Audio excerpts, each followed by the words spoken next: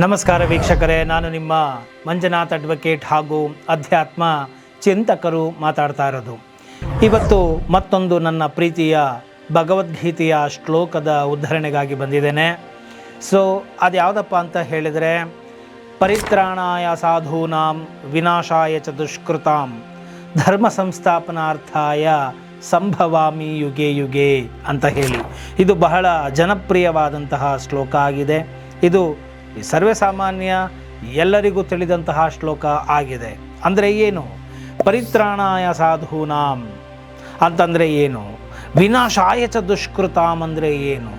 ಧರ್ಮ ಸಂಸ್ಥಾಪನಾರ್ಥಾಯ ಸಂಭವಾಮಿ ಯುಗೆ ಯುಗೆ ಅಂದರೆ ಏನು? ಇದರ ಬಗ್ಗೆ ಇವತ್ತು ವಿಚಾರವನ್ನು ಮಾಡೋಣ. ನೋಡಿ, ಸಾಧುಗಳು ಅಂದರೆ ಏನು? ಈ ಸಾಧುಗಳನ್ನು ರಕ್ಷಿಸುವ ಸಲುವಾಗಿ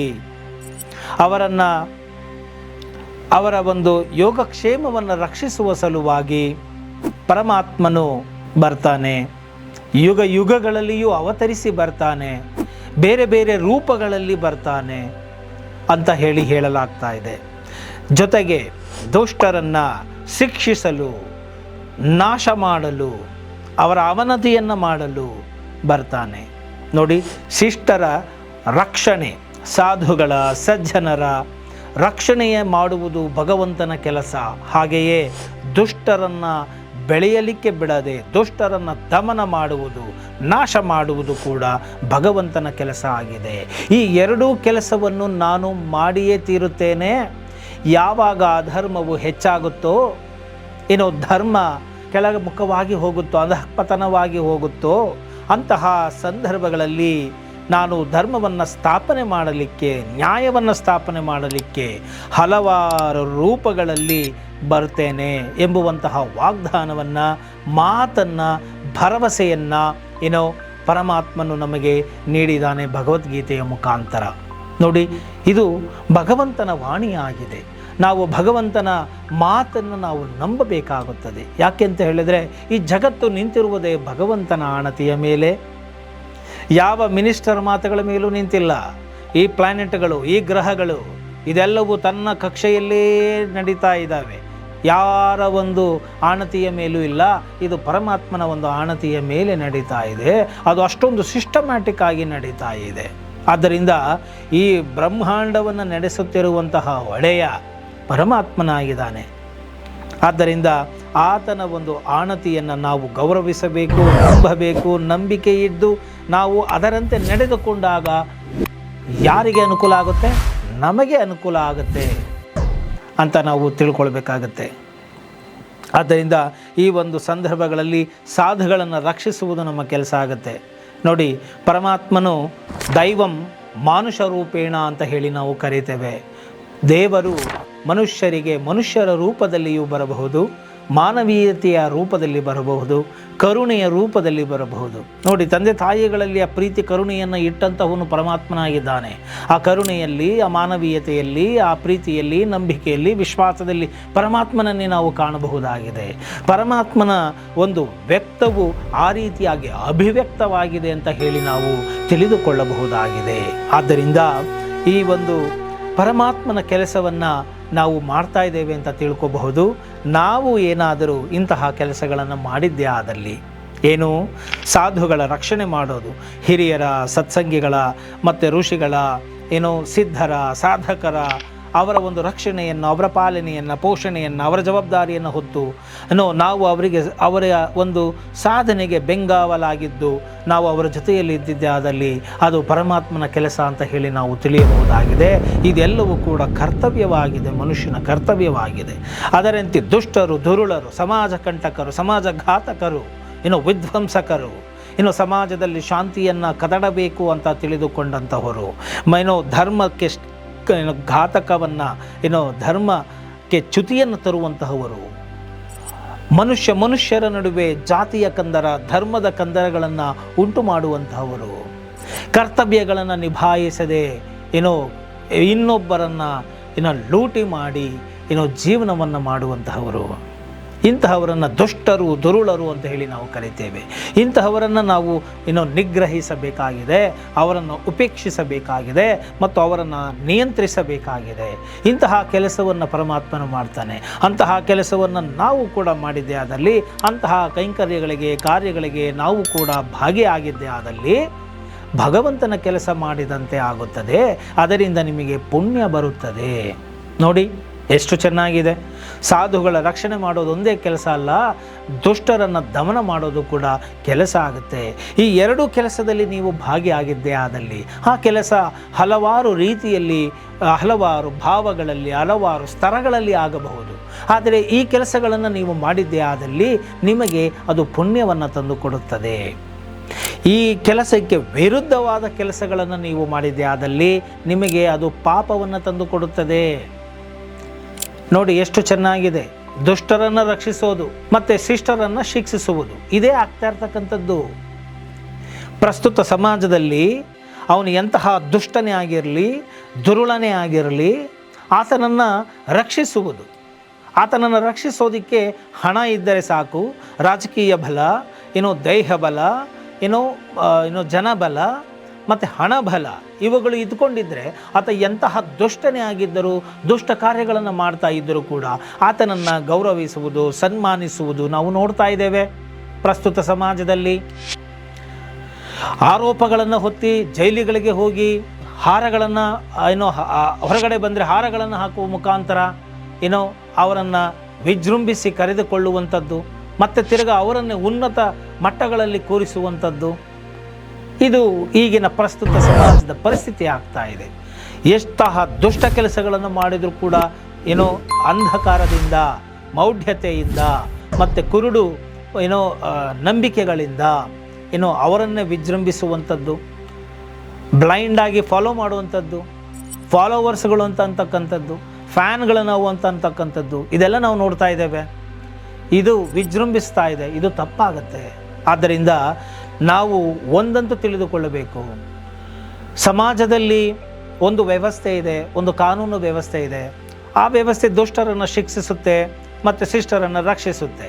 ಆ ಕೋರ್ಟ್ ವ್ಯವಸ್ಥೆಯಲ್ಲಿ ಅಲ್ಲಿ ಉಲ್ಟಾ ಆದರೆ, ಅಂದರೆ ಈಗ ನಾನೀಗಾಗಲೇ ಹೇಳಿದಾಗೆ ಹಣಬಲ, ಅಧಿಕಾರ ಬಲ ಮತ್ತು ಜನಬಲ, ಈ ಎಲ್ಲ ಬಲಗಳಿಂದ, ಅಧಿಕಾರ ಬಲಗಳಿಂದ ಉಲ್ಟಾ ಮಾಡಿದಾಗ ಪರಮಾತ್ಮನ ಒಂದು ಕೋರ್ಟ್ ಅನ್ನೋದು ಇದೆ, ಖಂಡಿತ ಅದಕ್ಕೆ ಶಿಕ್ಷೆ ಆಗೇ ಆಗುತ್ತೆ. ಅಂದರೆ ಲಾ ಆಫ್ ಕರ್ಮ ಅಂತ ನಾವು ಕರೀತೇವೆ. ಆದ್ದರಿಂದ ನಾವು ಯಾವತ್ತೂ ಒಳ್ಳೆಯ ಕಾರ್ಯಗಳನ್ನು ಮಾಡಬೇಕಾಗತ್ತೆ, ಸತ್ಕಾರ್ಯಗಳನ್ನು ಮಾಡಬೇಕಾಗತ್ತೆ. ನಾವು ಬೇವಿನ ಬೀಜ ಬಿತ್ತಿದೊಡೆ ಮಾವಿನ ಫಲ ಬಾರದಯ್ಯ. ನಾವು ಕಹಿಯಾದಂಥ ಬೀಜ ಬಿತ್ತುಬಿಡೋದು, ಪಾಪದ ಕೆಲಸಗಳನ್ನು ಮಾಡೋದು, ಚಿಕ್ಕ ಮನಸ್ಸಿನಿಂದ, ಸಂಕುಚಿತ ಮನಸ್ಸಿನಿಂದ ಕೆಲಸಗಳನ್ನು ಮಾಡಿಬಿಡೋದು, ಆಗ ನಮಗೆ ದೊಡ್ಡ ದೊಡ್ಡ ಫಲಗಳು ಬರೋದಿಲ್ಲ. ಎಲ್ಲೇ ತಪ್ಪಿಸಿಕೊಂಡ್ರೂ ಒಂದು ಕಡೆ ಆ ಬೇವಿನ ಬೀಜ, ಅದರ ರುಚಿ, ಅದರ ವಾಸನೆ, ಅದರ ಸ್ವಭಾವ ಹೋಗೋದಿಲ್ಲ. ಅದು ಅಂದಂಗೆ ಕರ್ಮ ರಿಟರ್ನ್ಸ್ ಅಂತಂದಂಗೆ ಬಂದೇ ಬರುತ್ತೆ. ಆದ್ದರಿಂದ ನಾವು ಈ ಒಂದು ದುಷ್ಟ ಕೆಲಸಗಳನ್ನು ಮಾಡಲಿಕ್ಕೆ ಹೋಗಬಾರದು. ಮಾಡಿದ್ದೇ ಆದಲ್ಲಿ ಅದಕ್ಕೆ ಫಲ ಸಿಕ್ಕೇ ಸಿಗುತ್ತದೆ. ಬಿಟ್ಟ ಬಾಣ ಗುರಿಯನ್ನು ಮುಟ್ಟುತ್ತೆ. ಮಾಡಿದ ಕರ್ಮಕ್ಕೆ ಫಲವನ್ನು ಅನುಭವಿಸೇ ತೀರ್ತಾರೆ. ಅದು ಇನ್ನೊಂದು ರೂಪದಲ್ಲಾದರೂ ಆಗಿರಬಹುದು. ಒಮ್ಮೆ ಕೋರ್ಟ್ನಲ್ಲಿ ಗೆಲ್ಲಬಹುದು, ಹೊರಗಡೆ ಬಂದರೆ ಇನ್ಯಾವುದೋ ರೂಪದಲ್ಲಿ ಸಾಯಬಹುದು, ಅಥವಾ ಇನ್ಯಾರೋ ಆತ್ಮೀಯರನ್ನು ಪರಮಾತ್ಮ ತೆಗೆದುಕೊಂಡು ಬಿಡಬಹುದು, ಮತ್ತು ಇನ್ನೆಲ್ಲೋ ಯಾವುದೋ ಒಂದು ವ್ಯವಹಾರದಲ್ಲಿ ಕೊಡಲಿ ಪೆಟ್ಟು ಬೀಳಬಹುದು. ಹೇಗಾದರೂ ಒಂದು ರೀತಿಯಲ್ಲಿ ಅವರು ಮಾಡಿದ ಕರ್ಮಗಳು ಅವರಿಗೆ ತಾಕುತ್ತೆ. ಯಾವುದೋ ಒಂದು ರೂಪದಲ್ಲಿ ಪರಮಾತ್ಮನು ಅದನ್ನು ಬ್ಯಾಲೆನ್ಸ್ ಮಾಡಿಯೇ ತೀರ್ತಾನೆ. ಸೊ ಆದ್ದರಿಂದ ಪರಮಾತ್ಮನನ್ನು ನೀವು ನಂಬಿದ್ದೇ ಆದಲ್ಲಿ, ಪರಮಾತ್ಮನಿಗೆ ಒಂದು ನ್ಯಾಯಾಲಯ ಇದೆ, ಒಂದು ಕೋರ್ಟ್ ಇದೆ. ಅಲ್ಲೂ ಕೂಡ ಒಬ್ಬ ಯಮಧರ್ಮರಾಜ ಅಂತ ಇದ್ದಾನೆ. ಆತ ಚಿತ್ರಗುಪ್ತ ಎಲ್ಲ ಅಕೌಂಟ್ಗಳನ್ನು ಬರ್ಕೊಳ್ತಾ ಇರ್ತಾನೆ, ಎಲ್ಲವನ್ನು ಕೂಡ. ಅಲ್ಲಿ ಶ್ರವಣಿ ಅಂತ CCTV ಇದ್ದಂಗೆ ಅಲ್ಲಿ ಹೋಗಿ ತೋರಿಸ್ತಾರಂತೆ. ನಾವು ಗರುಡ ಪುರಾಣಗಳಲ್ಲಿ ಇದನ್ನೆಲ್ಲ ನೋಡ್ಬೋದು ನೀವು. ಸೊ ನೀನು ಇಂಥ ಟೈಮ್ನಲ್ಲಿ, ಇಂಥ ಡೇಟಲ್ಲಿ ಇಂಥ ಕೆಲಸ ಮಾಡಿದ್ಯಾ, ಪಾಪ ಮಾಡಿದ್ಯಾ ಅಂತ, ಅದಕ್ಕೆ ಇಷ್ಟು ಶಿಕ್ಷೆ, ಇದು ಎಲ್ಲ ಇದೆ. ಪುಣ್ಯ ಮಾಡಿದರೆ ಸ್ವರ್ಗ, ಪಾಪ ಮಾಡಿದರೆ ನರಕಕ್ಕೆ ಹೋಗ್ತೀಯಾ ಅಂತ ಹೇಳಿ ಅಲ್ಲೆಲ್ಲ ಎಕ್ಸ್ಪ್ಲನೇಷನ್ ಬರ್ತಾ ಹೋಗುತ್ತೆ. ಅದೆಲ್ಲ ಗರುಡ ಪುರಾಣವನ್ನು ತೆಗೆದುಕೊಂಡಾಗ ನಾನು ಅಲ್ಲಿ ವಿಸ್ತಾರವಾಗಿ ಹೇಳ್ತಾ ಹೋಗ್ತೇನೆ. ಈಗ ಸದ್ಯಕ್ಕೆ ಇಷ್ಟಂತೂ ಮಾಡಿಕೊಳ್ಳಿ. ನಾವು ದುಷ್ಟರನ್ನು ನಾವು ರಕ್ಷಿಸೋ ಕೆಲಸವನ್ನು ಮಾಡ್ತಾ ಇದ್ದೇವೆ. ಅವರುಗಳಿಗೆ ಮಾನ ಸನ್ಮಾನಗಳನ್ನು ಮಾಡ್ತಾ ಇದ್ದೇವೆ. ಯಾರು ಯೋಗ್ಯರೋ, ಯಾರು ಪೂಜಾರ್ಹರೋ, ಯಾರು ಪ್ರಾತಃ ಸ್ಮರಣೀಯರು, ಯಾರ ಪಾದ ಸ್ಪರ್ಶದಿಂದಲೇ ನಿಮ್ಮ ಜೀವನ ಉದ್ಧಾರ ಆಗುತ್ತೋ, ಮತ್ತು ಯಾರಿಂದ ನೀವು ಜ್ಞಾನವನ್ನು ಪಡ್ಕೊಂಡು ನಿಮ್ಮ ಜೀವನಗಳನ್ನು ಉದ್ಧಾರ ಮಾಡಿಕೊಳ್ಳಬಹುದು, ಮತ್ತು ಯಾರು ನಿಮ್ಮ ಸೇವೆಗೈದಿದ್ದಾರೋ ಅಂತಹವರನ್ನು, ಸಾಧುಗಳನ್ನು, ಸಜ್ಜನರನ್ನು ನಾವು ದೂರ ಇಡ್ತಾ ಇದ್ದೇವೆ, ಮತ್ತು ಅವರಿಂದ ದೂರ ಇದ್ದೇವೆ. ಅವರಿಂದ ಏನು ಕೆಲಸ ಆಗಲ್ಲ, ಅವರ ಅಪ್ರಯೋಜಕರು, ಮಾತೆಲ್ಲ ಅಪ್ರಯೋಜಕತ್ವದಿಂದ ಕೂಡಿದೆ ಅಂತೇಳಿ. ಆದ್ದರಿಂದ ಈ ರೀತಿಯಾಗಿ ಮಾತನಾಡಿಕೊಂಡು, ಈ ರೀತಿಯಾಗಿ ಭಾವಿಸಿಕೊಂಡು ಶಿಷ್ಟರನ್ನು ನಾವು ರಕ್ಷಿಸದೇ ಇದ್ದಾಗ ಅದು ಕೂಡ ಪಾಪ ಆಗುತ್ತೆ. ನೋಡಿ, ನನ್ನ ಕಣ್ಣ ಮುಂದೆ ಒಬ್ಬ ಸಾಧುವನ್ನು ತೊಂದರೆ ಮಾಡ್ತಾ ಇದ್ದಾರೆ ಅಂದರೆ ನಾನು ಅದನ್ನು ರಕ್ಷಣೆ ಕೊಡಬೇಕಾಗತ್ತೆ ಅವರಿಗೆ. ಅದೇ ರೀತಿ ದುಷ್ಟ ತಪ್ಪು ಮಾಡ್ತಾ ಇದ್ದರೆ ಆತನಿಗೆ ಶಿಕ್ಷೆಯನ್ನು ಕೊಡಬೇಕಾಗತ್ತೆ, ಅದರಲ್ಲಿ ನಾವು ಕಾರ್ಯಪ್ರವೃತ್ತರಾಗಬೇಕಾಗತ್ತೆ. ಈ ಎರಡನ್ನೂ ನಾನು ಮಾಡದೇ ಇದ್ದಾಗ ನಾನು ಅದಕ್ಕೆ ಆನ್ಸರಬಲ್ ಆಗಿರ್ತೇನೆ. ಇಲ್ಲ, ಇದು ಎರಡೂ ಮಾಡೋಕ್ಕೆ ನಿನಗೆ ಸಾಧ್ಯ ಇಲ್ಲ ಅಂದರೆ ಸ್ಥಳದಲ್ಲಿ ನೀನು ಇರಬೇಡ ಅಂತ ಹೇಳುತ್ತೆ ಧರ್ಮ ಸೂಕ್ಷ್ಮ ಅದನ್ನು ಹೇಳುತ್ತೆ. ಆದ್ದರಿಂದ ಯಾವಾಗ ಅಧರ್ಮ ನಡೀತಾ ಇರುತ್ತೋ ಅಲ್ಲಿ ನೀನು ಇರಬಾರ್ದು, ಅಲ್ಲಿ ನೀನು ಭಾಗಿಯಾಗಬಾರ್ದು. ಆ ಸ್ಥಳ ನಿನಗಿಷ್ಟ ಆಗಿಲ್ಲ, ಅಲ್ಲಿನ ವಿಚಾರಧಾರೆಗಳು ಸರಿಯಿಲ್ಲ ಅಂದಾಗ ನೀನು ಆ ಸ್ಥಳದಲ್ಲಿ ಇರಬಾರ್ದು ಅಂತ ಹೇಳಿ ಧರ್ಮ ಸೂಕ್ಷ್ಮತೆ ಹೇಳುತ್ತೆ. ಅಲ್ಲಿ ಇದ್ದಿದ್ದೇ ಆದಲ್ಲಿ ನೀನು ಭಾಗಿಯಾಗಿದ್ದಷ್ಟೇ ನಿನಗೆ ಅದರ ಫಲವನ್ನು ನೀನು ತಗೊಳ್ತೀಯ ಅಂತ ಹೇಳಿ ಮಾತು ಇದೆ. ಆದ್ದರಿಂದ ಇಲ್ಲಿ ಬಹಳ ಅತ್ಯಂತ ಮಾರ್ಮಿಕವಾದಂತಹ, ರಹಸ್ಯಪೂರಿತವಾದಂತಹ ಮತ್ತು ನೈತಿಕ ಜವಾಬ್ದಾರಿಯನ್ನು ನಮಗೆ ಕೃಷ್ಣ ಪರಮಾತ್ಮನು ಈ ಒಂದು ಶ್ಲೋಕದ ಮುಖಾಂತರ ಪಾಠವನ್ನು ಮಾಡಿದ್ದಾನೆ ಅಂತ ಹೇಳಿದರೆ ತಪ್ಪಾಗಲಾರದು. ನೋಡಿ, ನಾವು ಪೊಲೀಸ್ ಡಿಪಾರ್ಟ್ಮೆಂಟ್ಗಳನ್ನು ಇಟ್ಕೊಂಡಿದ್ದೇವೆ, ಮಿಲಿಟರಿಗಳನ್ನು ಇಟ್ಟುಕೊಂಡಿದ್ದೇವೆ, ವ್ಯವಸ್ಥೆಗಳನ್ನು ಮಾಡಿದ್ದೇವೆ, ಒಂದು ಕಾನೂನು ಅಂತ ಇದೆ, ಒಂದು ಪ್ರಕ್ರಿಯೆ ಅಂತ ಇದೆ, ಇದೆಲ್ಲ ಇದೆ. ಇದೆಲ್ಲ ಯಾರಕ್ಕಾಗಿ, ಯಾರ ಪುರುಷಾರ್ಥಕ್ಕಾಗಿ ಅಂತ ಹೇಳಿದರೆ ನಾವು ಈ ಒಂದು ವ್ಯವಸ್ಥೆಯ ನಡೆಸ್ತಾ ಇರೋದು ಜನಗಳ ರಕ್ಷಣೆಗಾಗಿ. ಆದ್ದರಿಂದ ನಾವು ಸಾಧುಗಳನ್ನು ರಕ್ಷಿಸುವುದು ನಮ್ಮ ಕರ್ತವ್ಯ ಆಗಿದೆ. ಒಳ್ಳೆಯದಕ್ಕೆ ಧ್ವನಿ ಎತ್ತಬೇಕು. ಧರ್ಮಕ್ಕಾಗಿ ನಾವು ಪಣ ತೊಟ್ಟಿ ನಿಲ್ಲಬೇಕು. ಒಳ್ಳೆಯ ಕಾರ್ಯಗಳನ್ನು ಮಾಡುವಂಥವರಾಗಬೇಕು. ಮಾಡುತ್ತಿರುವವರನ್ನು ನಾವು ಪ್ರೋತ್ಸಾಹಿಸಬೇಕು. ನಮ್ಮ ಕೈನಲ್ಲಿ ಆಗಲಿಲ್ಲ ನೇರವಾಗಿ ಅಂತ ಹೇಳಿದರೆ ಅಟ್ಲೀಸ್ಟ್ ಪರೋಕ್ಷವಾಗಿ ಆದರೂ ಅವರು ಮಾಡುವ ಒಳ್ಳೆಯ ಕಾರ್ಯಗಳಿಗೆ ನಿನ್ನದೇ ಆದ ರೀತಿಯಲ್ಲಿ ನೀನು ಅವರಿಗೆ ಸಹಕಾರವನ್ನು ಕೊಟ್ಟಿದ್ದೆ ಆದಲ್ಲಿ, ಮರೆಯಲ್ಲಿ ನಿಂತು ನೀನು ಸಹಕಾರವನ್ನು ಕೊಟ್ಟಿದ್ದರೂ ಕೂಡ ನಿನಗೆ ಅದರ ಪುಣ್ಯ ಫಲ ಬರ್ತಾ ಹೋಗುತ್ತೆ. ಆದ್ದರಿಂದ ಒಂದು ಜ್ಞಾನ ಯಜ್ಞ ಇರ್ಬೋದು, ಒಂದು ಕರ್ಮ ಯಜ್ಞ ಇರ್ಬೋದು, ಒಂದು ಅನ್ನ ಯಜ್ಞ ಇರ್ಬೋದು, ಯಾವುದೇ ಒಂದು ಒಳ್ಳೆಯ ಉತ್ಕೃಷ್ಟ ಕೆಲಸಗಳು ನಡೀತಾ ಇದೆ ಅಂತಂದಾಗ ಆ ಒಂದು ಕಾರ್ಯಗಳಿಗೆ ನಿನ್ನದೇ ಸಹಕಾರ ಮತ್ತು ಒಂದಷ್ಟು ದಾನ, ಒಂದಷ್ಟು ಸೇವೆಯನ್ನು ನೀನು ಮಾಡಿದಾಗ ನಿನಗೆ ಅದರಿಂದ ಪುಣ್ಯ ಫಲವು ಬಂದೇ ತೀರುತ್ತೆ. ನಿನಗೆ ಮಾಡೋಕ್ಕಾಗದೇ ಇರ್ಬೋದು, ಆದರೆ ಯಾರೋ ಮಾಡ್ತಾ ಇರ್ತಾರೆ, ಅವರಿಗೆ ಸಹಕಾರವನ್ನು ಕೊಟ್ಟಿದ್ದೆ ಆದಲ್ಲಿ ಅದರಿಂದ ಬರುವಂತಹ ಆ ಪುಣ್ಯದ ಯಾಗದ ಯಜ್ಞಕ್ಕೆ ನೀನು ಕೂಡ ಸಮಪಾಲುದಾರನಾಗ್ತೀಯ ಅಂತ ಹೇಳಿ ಧರ್ಮ ಸೂಕ್ಷ್ಮಗಳು ಇದ್ದಾವೆ. ಆದ್ದರಿಂದ ಒಳ್ಳೆಯ ಕೆಲಸಗಳನ್ನು ಮಾಡಿ, ಸಾತ್ವಿಕರನ್ನು, ಸತ್ಪುರುಷರನ್ನು ರಕ್ಷಿಸುವ ಕೆಲಸ ಮಾಡಿ, ಪ್ರೋತ್ಸಾಹಿಸುವಂತಹ ಕೆಲಸ ಮಾಡಿ, ಒಳ್ಳೆಯ ವಿದ್ಯಾರ್ಥಿಗಳು ಓದಿರ್ತಾರೆ ಅಂತ ಇಟ್ಕೊಳ್ಳೋಣ, ಚೆನ್ನಾಗಿ ಪಾಠ ಮಾಡಿರೋದನ್ನು ಕೇಳಿಸ್ಕೊಂಡು ರ್ಯಾಂಕ್ಗಳನ್ನು ತಗೊಂಡಿರ್ತಾರೆ, ಅಂಥ ಮಕ್ಕಳಿಗೆ ಒಳ್ಳೆಯ ವಿದ್ಯಾಭ್ಯಾಸವನ್ನು ಕೊಡಿಸುವಂಥ, ಸಹಕಾರವನ್ನು ಕೊಡುವಂತಹ ದಾನವನ್ನು ಮಾಡಿ ಒಳ್ಳೆಯ ಕೆಲಸಗಳನ್ನು ನೀವು ಮಾಡಿದಾಗ ಖಂಡಿತವಾಗಿಯೂ ಅದರ ಪುಣ್ಯದ ಫಲ ನಿಮಗೆ ಸಿಗುತ್ತೆ. ಮತ್ತು ನೀವೇನಾದರೂ ನಿಮಗೆ ಅರಿವು ಇಲ್ಲದಂತೆ ಸಂಚಯನ ಮಾಡಿದಂತಹ ಪಾಪದ ಕರ್ಮಗಳ ಫಲವು ಕೂಡ ಕಡಿಮೆ ಆಗ್ತಾ ಹೋಗುತ್ತೆ, ನಶಿಸುತ್ತೆ. ಆದ್ದರಿಂದ ಈ ಒಂದು ಧರ್ಮ ಸೂಕ್ಷ್ಮವನ್ನು ಶ್ರೀಕೃಷ್ಣ ಪರಮಾತ್ಮನು ಈ ಒಂದು ಶ್ಲೋಕದಲ್ಲಿ ನಮಗೆ ನೀಡಿದ್ದಾರೆ ಅಂತ ಹೇಳಿದರೆ ತಪ್ಪಾಗಲಾರದು.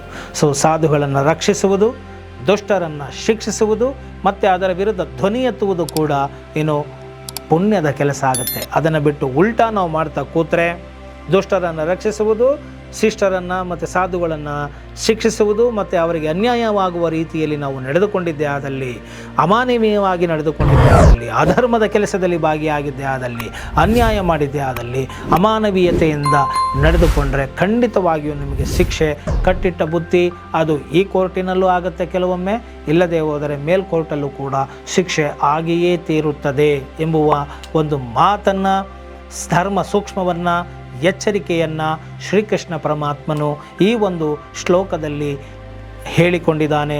ಹಾಗೂ ನಾನೇ ಈ ಒಂದು ಕೆಲಸವನ್ನು ಖುದ್ದಾಗಿ ಮಾಡ್ತೇನೆ ಎಂಬುವಂತಹ ಮಾತನ್ನು ಕೂಡ ಹೇಳಿಕೊಂಡಿದ್ದಾನೆ. ಪರಮಾತ್ಮನು ಸರ್ವಂತರ್ಯಾಮಿ ಆಗಿದ್ದಾನೆ, ಶ್ರೀಕೃಷ್ಣ ಪರಮಾತ್ಮನು ಸರ್ವಂತರ್ಯಾಮಿ ಆಗಿದ್ದಾನೆ. ಸೊ ಆದ್ದರಿಂದ ಯಾವಾಗ ಆ ಒಂದು ಕರ್ಮಗಳ ಫಲಗಳು ಜಾಸ್ತಿ ಆಗುತ್ತೋ, ಪಾಪದ ಕೊಡ ತುಂಬುತ್ತೋ ಆಗ ಅವರ ನಾಶ ಖಂಡಿತವಾಗಿಯೂ ಹಾಗೆಯೇ ತೀರುತ್ತೆ ಒಂದಲ್ಲ ಒಂದು ರೀತಿಯಲ್ಲಿ ಅನ್ನೋದನ್ನು ನಾನು ಈ ಒಂದು ವಿಡಿಯೋ ಮುಖಾಂತರ ತಿಳಿಸಲಿಕ್ಕೆ ಬಯಸ್ತಾ ಇದ್ದೇನೆ. ಸೊ ಈ ಒಂದು ಶ್ಲೋಕದ ವಿಚಾರ ನಿಮಗೆ ಇಷ್ಟ ಆಗಿದೆ ಆದಲ್ಲಿ ಮರೆಯದ ಹಾಗೆ ಲೈಕ್ ಕೊಡಿ, ಇತರರಿಗೂ ಕೂಡ ಶೇರ್ ಮಾಡಿ, ಮರೆಯದ ಹಾಗೆ ಕಾಮೆಂಟ್ ಕೂಡ ಮಾಡಿ ಅಂತ ಹೇಳ್ತಾ, ಈ ಒಂದು ಚಾನಲನ್ನು ಪ್ರೋತ್ಸಾಹಿಸಿ ಅಂತ ಹೇಳ್ತಾ, ಸಹಕರಿಸಿ ಅಂತ ಹೇಳ್ತಾ ಇವತ್ತಿನ ಈ ವಿಡಿಯೋವನ್ನು ಮುಗಿಸ್ತಾ ಇದ್ದೀನಿ. ಜೈ ಹಿಂದ್, ಜೈ ಕರ್ನಾಟಕ ಮಾತೆ.